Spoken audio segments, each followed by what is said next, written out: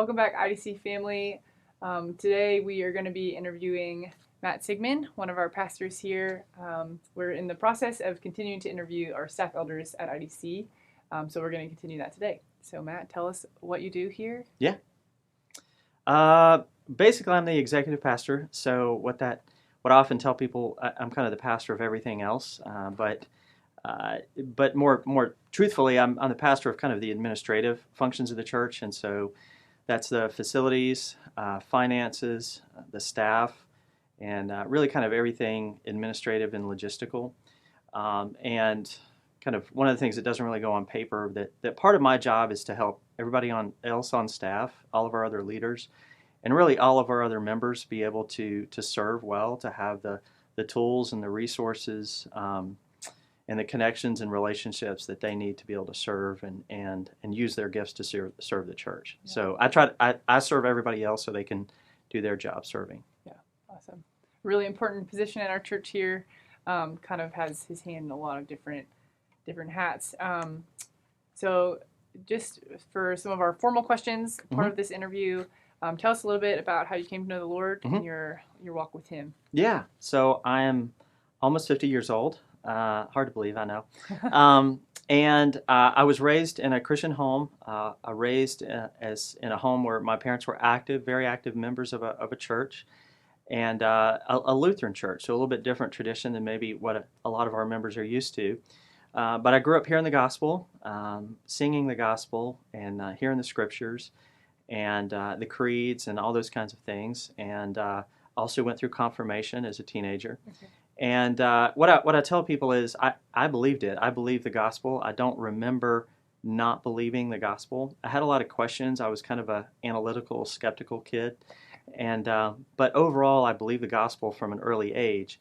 But it was a different tradition, a different kind of church. And so growing up, there was never a time to kind of testify and even proclaim your faith publicly through baptism. Mm-hmm. I was sprinkled as an infant. Right. And so even though I did confirmation, and I was, I think, a believer back then, there was never any time to kind of, again, publicly sort of testify to my faith.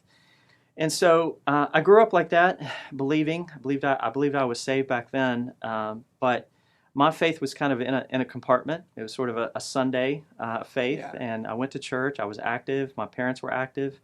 But it wasn't really my own faith, and I don't think I had a really active relationship with Jesus. Mm. And He certainly wasn't really the Lord of my entire life. I had not submitted and surrendered my life to Him. And that continued through high school. I wasn't really a rebellious kid. I worked hard. I had a job. School was important to me. And then I went to Clemson and really focused on school and getting to the next step. And as many kids do in college, I fell away from being an active member of church. I visited when I was home for the holidays and summer, but I wasn't in a church during college. And I really regret that. So I didn't grow. If anything, I kind of regressed in terms of my faith, and I was content with that, unfortunately. It was just, again, part of my life, and at that point, an even smaller part of my life. And but I think I still believed. Or I always did. I just didn't act on it. Mm. And so that went through college. Toward the end of my college days, right around the time I was graduating, began dated Shauna, who's my wife now, and we got married around that time, right after I graduated. I moved to Texas, moved to Georgia, and those were a few years where I really wrestled with the Lord, and not just in terms of like going to church and being a member of a church, but like, what did I really believe?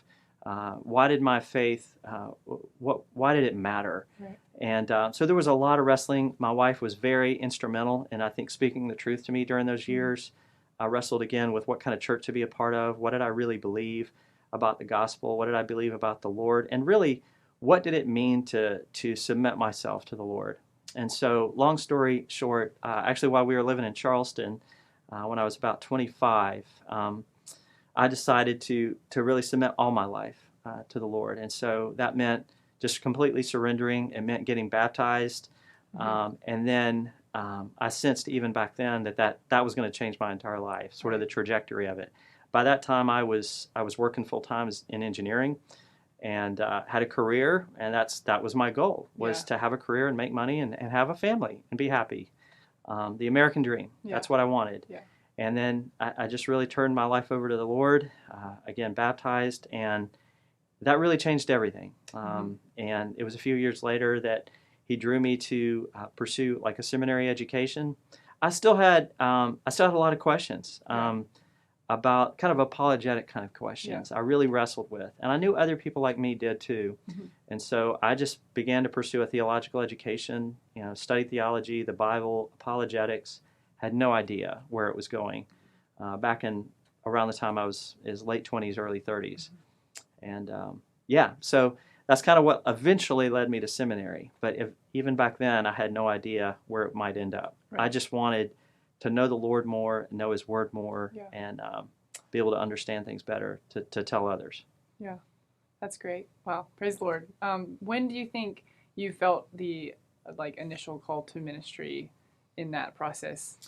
Yeah, I think initially I just back in that time, I really just wanted to study, and I wanted to learn more. And that went on about 2 years. Most of my kids were little, and so this would have been early 2000s, maybe 2002, 2003, maybe even to 2004.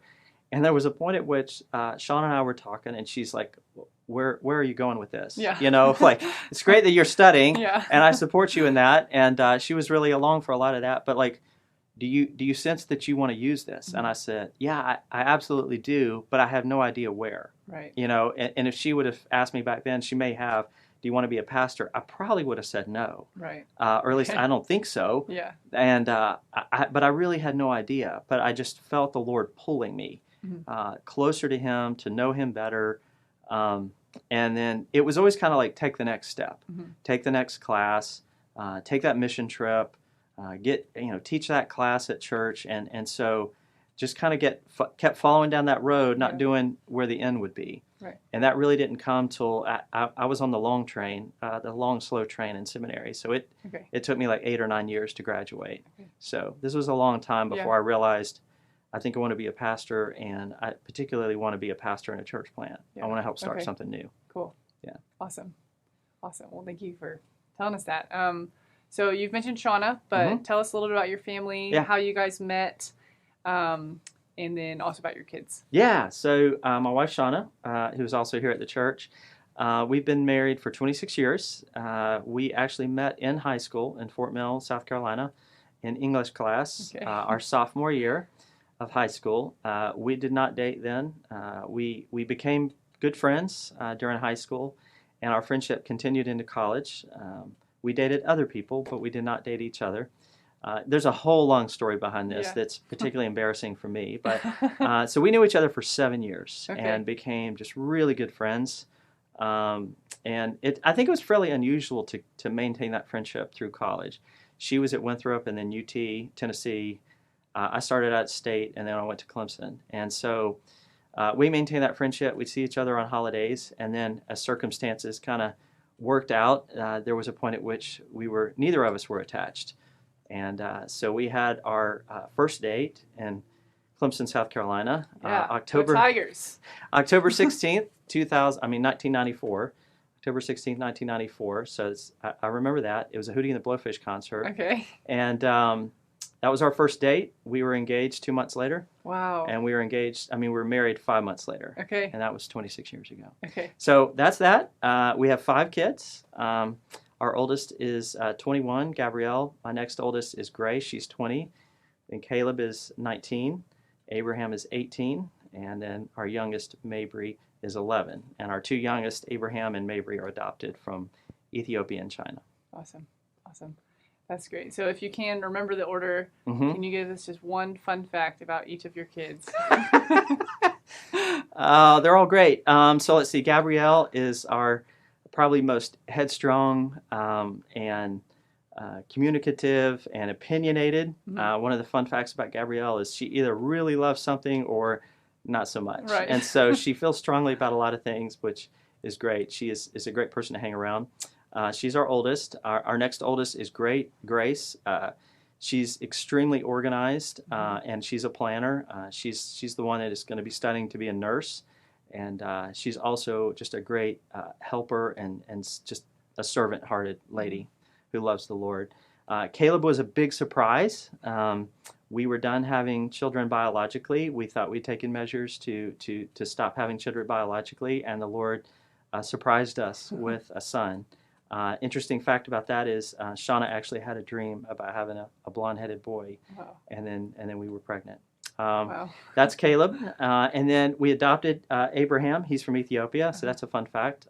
He's actually in basic training in the Air Force. Wow. Cool. And then Mabry, again, very precocious and sassy. I think we got the sassiest little girl in China, and she's just a lot of fun and has made us feel young again and older and even older than we are at the same time. So that's sweet. I have gotten to interact with some of your kids through IDC College, and it has been really cool to get to know them. So that's great. All right, so please tell us how long you guys have been at Imago Dei and what you love most about this church. Yes, we've been here since the beginning. Okay. Myself, along with Pastor Tony, Donnie, and Nate Aiken, kind of we're the original sort of leadership team, joined by over 30 other folks in our core team. I guess, committed to be a part of this church plant in early 2011, and then we had core team meetings through the summer, and then we had our first service September 11th, 2011, so almost 10 years ago. So since the beginning, and it's just been a great joy to be a part of this work and just to see the Lord do so many things over the years and changing people's lives through the gospel and seeing people sent out, kind of equipped and sent out to take the gospel elsewhere. It's been, we've had some really hard times, some really bittersweet times, just in terms of sending people out. But it's, we kind of recognize that we're a bit of an Antioch church in modern times, and that means, again, equipping and sending people out. So it's been a great joy, a joy in my life, and also a second career, I guess. I retired from engineering. I was bivocational the first 5 years of the church, and then retired from that finally. About 5 years ago, so I've been full-time ever since. Yeah. When you came on staff, were you doing a similar role to what you do now, but just part-time? Yeah, just part-time. And kind of back then it was just doing the bare essentials to sort of help the church operate. And that, of course, as the church grew and as our leadership and staff grew, and as we began to do other things, then my responsibilities just kind of increased and changed over the years. There's things I no longer do, but somebody's doing, whether it be Brett or somebody else. Yeah. Cool. And what's your favorite thing about what you get to do as a pastor here at IDC? I think it's I love to help. I love to help equip people and serve people so they can serve others. I do occasionally preach or teach and things like that. I don't mind doing that. I enjoy being before our people and to help shepherd them. But I'm also very content being in the background and just helping support other people as they use their gifts. So it's just a great joy to have seen over the years, again, people use the gifts the Lord has given them to serve the church and to proclaim the gospel. Like, I get a lot of joy out of that, about seeing other people serve. Awesome. That's great. So now just for a couple rapid fire questions. What is your favorite band? U2. U2 is your favorite band? Yes. Okay, I was halfway expecting you to say Hootie and the Blowfish, but Matt is a fellow South Carolinian, so spent some time in Charleston, that's where I'm from. Also time at Clemson. I went to Clemson University also, so I am familiar with the special nature of that place, so I would love to just hear your favorite, or one of your favorite memories from your time at Clemson. Yeah, it was a special place. I love being in Clemson, and not just because of athletic things. I think it's just a great college. It's a great college town. It's great academically, and it was just a great place to be I was there for 5 years because I co-opted. That's the engineering program right there. I was an engineering major, and I just really loved the environment. And there's something special about that kind of season in life that you can't relive. But it's a pretty place, and again, a great college town. One of my probably most special memories. I have a lot of special memories of fall Saturdays, but one of the probably top of the list is when, again, I had my first date with my future wife there. We were, Hootie played in Clemson a good bit before they hit it big. They would play bars and things like that downtown, and they were playing a fundraiser at the amphitheater, the one in front of the library. Yeah, cool. So I'd bought tickets to that, and this was going to be Sean and I's, well, actually, originally when I bought tickets, we didn't actually have a date scheduled yet. It Okay. became our first date. Yeah. So I bought tickets to that, and then Hootie played on Letterman. Okay. And a Cracked Review came out, and they were huge. Yeah. And so they kept the concert, but they moved it to Little John. Wow. So our first date was in Wow. Little John, Okay. and then she got to spend a day or two in Clemson, and, Yeah. and that was probably one of my most Wow. special memories. Yeah. Yeah. Very cool. Very cool. I don't know if you've been back recently. I went back a year ago, and it just looks completely different. There's a whole lot of new campus, construction going Lots on. of new construction. It is so wild. Places but- I lived are no longer there. Yeah. Did you Yeah. ever live in Clemson House? I did live in Clemson I also House. lived in Clemson House my freshman year. Wow. Yeah, It's that gone. was a great place. Yeah, good memories. That's awesome. So now you have kids that go to UNC. Yes, Clemson and UNC are both in the ACC. They are. So am I allowed to ask? they're in different divisions. They're in different divisions, but when they're playing each other, who do you cheer for? That's easy. That's always going to be Clemson. Yeah! Go Tigers! Great. Great. That's tough. My dad's a USC fan, University of I'm South sorry. Carolina. It's been tough. That's a hard life. But I remember when we had an important conversation where he said, when your kids are having a good experience, because me and my sister both went to Clemson, and that's where your funds are going, you tend to not be quite as frustrated about who they're playing. So when USC was playing Clemson, he was always USC, but he also would occasionally cheer for Clemson. Yeah. When they were playing other teams. I actually, interestingly, I grew up a Carolina fan. Okay. And I say Wow. Carolina now, I mean North Carolina. Yes. So I grew up a North Carolina fan. I was a huge Okay. Dean Smith basketball fan. Yeah. Wanted to go to Carolina. Okay. I did not get in. Okay. My kids like to point that out. Yeah. I was from South Carolina. I did not get in. It was tough. Yeah. And, I settled for Clemson. Right. Um, It's a good place to settle for. Yeah, you yeah. know? so I can, in good conscience and full faith, cheer for the Tar Heels any other time than they're playing Clemson. Yeah. So. Yeah. Awesome. What did you like the most about engineering? It's a really satisfying, I think, line of work where you can. I think for me, I love being a problem solver. I love kind of analyzing things, solving problems, and helping other people solve problems. And so, that's a lot of what engineers do in the real world. Yeah. And so I love doing that. I also loved engineering is one of the fields where you can really see the outcome of your work. You can look at the drawings, you can look at the programs, you can see things being manufactured. I spent a lot of time in industrial settings and paper mills and chemical plants and a lot of other places, and to actually see products being made, people being employed, in part because of the work you did to either design or help to oversee building that, that's pretty satisfying. Yeah. And so I enjoy the tangible nature of the work we did resulted in those kind of things. So yeah. And part of that problem solving, you probably get to implement a lot in your job here. So that's cool. Sometimes a little too much. Yeah. Yeah, no problem. That's good. So last question. One thing that Matt does that lots of people are aware of is he takes care of the finance side of this church. And I know people give you a lot of heat about the financial meeting, the members meeting, and all your charts and graphs. Do you love it as much as people say that you do? I do. Yeah. Yeah. I'm content with spreadsheets and charts. And again, it kind of goes to the problem solving. Whereas some people might be bored with that or think it's some kind of form of torture. For me, it's very satisfying to be able to put those numbers together, analyze things. And then I think, in the first few years of IDC, those were, I think, more boring. They were very simple, no colors. Right. No colors. But then over the years, I wanted to be able to use them as tools to help, I think, educate our members and shepherd and teach. And that meant making them a bit more interesting to understand. And so those have changed over the years. But I think it's part of our pastoral responsibilities in terms of teaching people about stewardship and how finances can be used to do gospel work in the church and beyond. Yeah. And so that's, if charts and graphs are needed, that's what we do. That's right. Well, I can personally say I've been a member of a couple different churches, and I've never understood or enjoyed the financial side of things as much as I have here. Good. So thank you for making it so understandable and palatable to our people.